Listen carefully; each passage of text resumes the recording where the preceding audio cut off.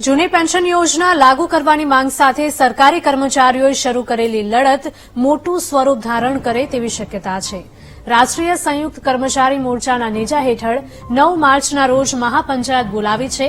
ગાંધીનગરની સત્યાગ્રહ છાવણી ખાતે મળનારી મહાપંચાયતમાં જૂની પેન્શન યોજના તથા સમાધાનના પડતર મુદ્દાને લઈને આંદોલનની રણનીતિ અંગે નિર્ણય કરવામાં આવશે।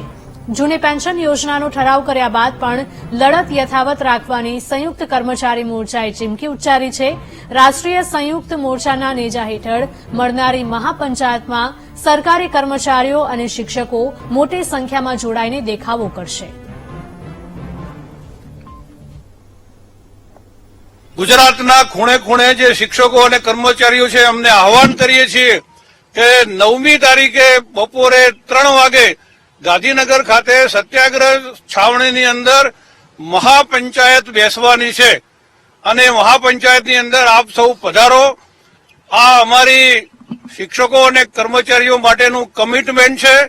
9મી તારીખે અમારી જે મહાપંચાયત બેસવાની છે એની અંદર પંચાયતમાં જે મિત્રો બેઠા છે, જે પંચાયતીઓ છે એ નક્કી કરશે એ પ્રકારે અમે એ દિવસે જ પંચાયતના સામે બેઠેલા જે પંચાયત સામે ન્યાય માંગવા આવેલા કર્મચારીઓ શિક્ષકો એમનો જે મત હશે એ પ્રકારે અમે આગળની રણનીતિ જાહેર કરવાના છીએ।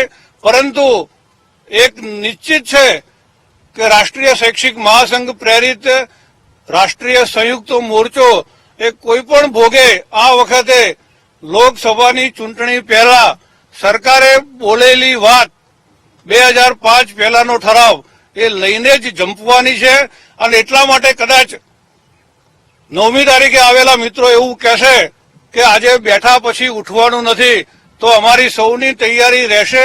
મહાપંચાયતમાં બેઠા પછી અમે અમારો ઠરાવ લઈને જ ઉઠીશું એવો પણ નિર્ણય અમે કરી શકીએ છીએ।